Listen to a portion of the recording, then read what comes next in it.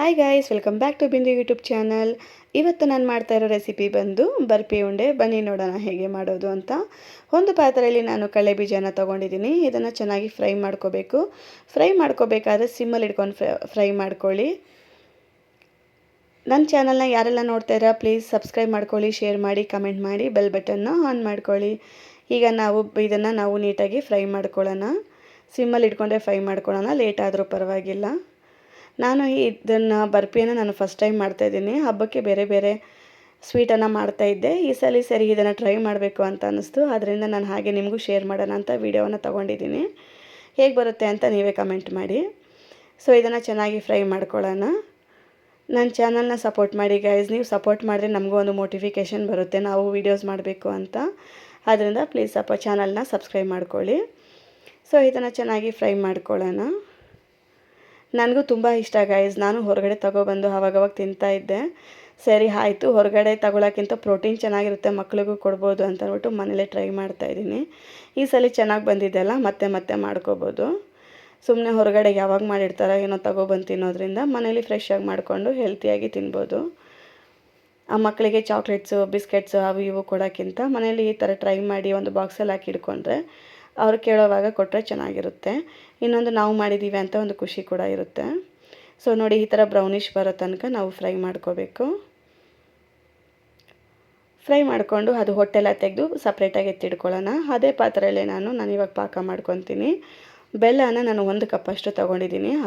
ಇದಕ್ಕೆ first time ಯಾರಾದರೂ ಮಾಡೋರಾಗಿದ್ದರೆ ಬೆಲ್ಲನ ಸ್ವಲ್ಪ ಕಡಿಮೆ ತಗೊಳ್ಳಿ. ಯಾಕಂದರೆ ಪಾಕ ಜಾಸ್ತಿ ಆದರೆ ಕಡಲೆ ಬೀಜ ಇಲ್ಲಾಂದರೆ ವೇಸ್ಟ್ ಆಗುತ್ತೆ, ಅಂದರೆ ಮೆತು ಪಾಕ ಬಂದುಬಿಡುತ್ತೆ. ಆದ್ದರಿಂದ ನಾವು ಕಡಲೆ ಬೀಜ ಸ್ವಲ್ಪ ಮಿಕ್ಕಿದ್ರೂ ಪರವಾಗಿಲ್ಲ, ಬೆಲ್ಲವನ್ನು ಸ್ವಲ್ಪ ಕಮ್ಮಿ ತಗೊಳ್ಳಿ.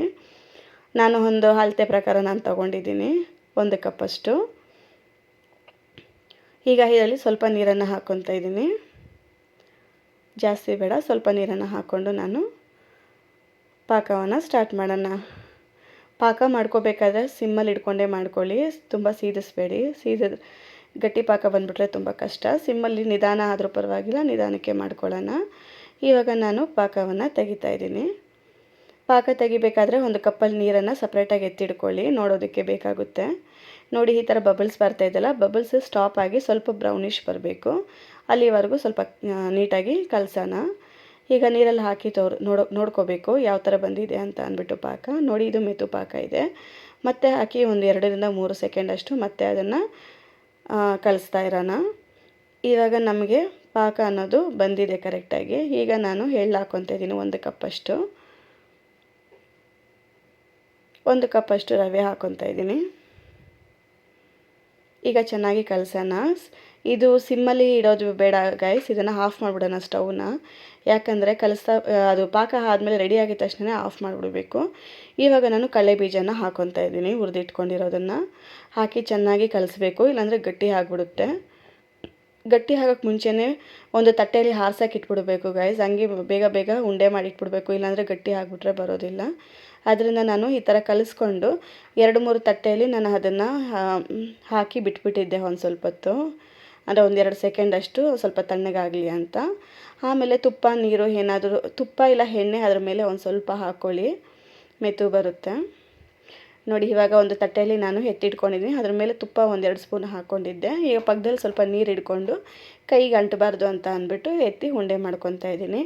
ನಿಮಗೆ ಈ ರೆಸಿಪಿ ನಾನು ಮಾಡ್ತಾ ಇರೋದು ಇಷ್ಟ ಆಗಿದರೆ ಪ್ಲೀಸ್ ಕಮೆಂಟ್ ಮಾಡಿ ಹೇಗಿದೆ ಅಂತ ಹೇಳಿ. Thank you for watching.